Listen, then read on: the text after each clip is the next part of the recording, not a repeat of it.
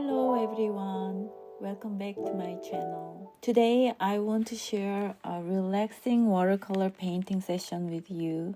I'd like to call this style relaxing watercolor. It's a great practice for beginners or anyone wanting a peaceful, calming art experience.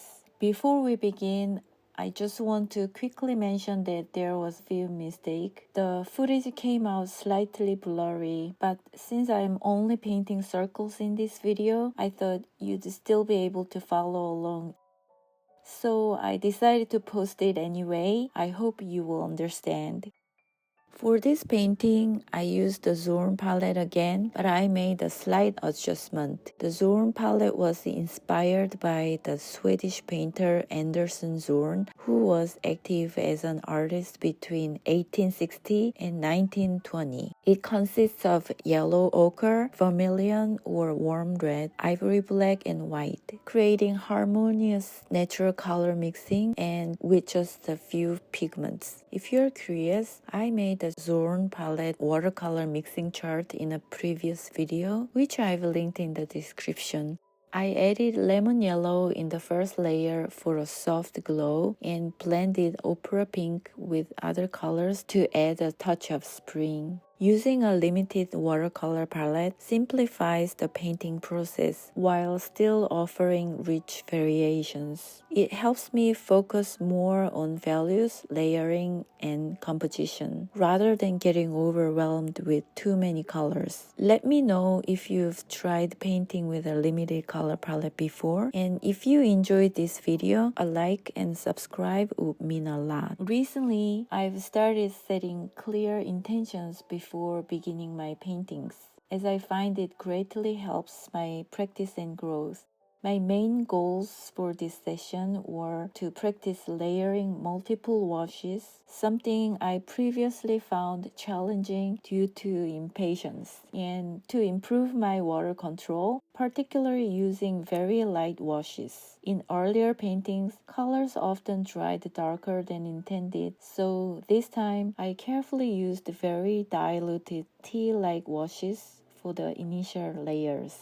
For the first layer, I used the wet-on-wet technique. I applied clear water over the entire paper and then gently dropped in diluted tea consistency paint, letting it softly spread. In the second layer, I switched to the wet-on-dry technique without any strict planning. This intuitive style was quite challenging for me, as I usually prefer precise control, but this freedom was a valuable exercise to enhance my creativity and flexibility. It's important to let each layer dry completely before adding the next.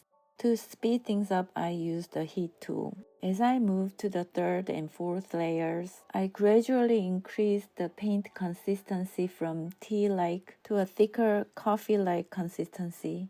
In some areas, I deliberately dropped in even thicker, darker consistency paint, allowing it to blend naturally within the wet circles. This step was especially important for creating interesting blending effects and depth in the painting.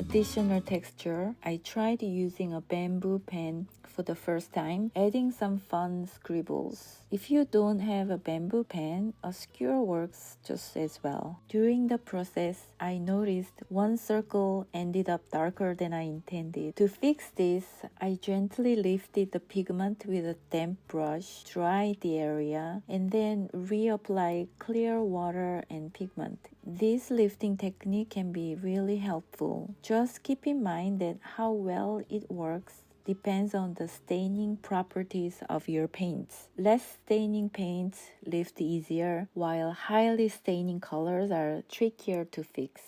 To finish off, I decorated the painting with dots using Neocolor 2 water-soluble crayons. I layered multiple colors to achieve depth and create visual interest.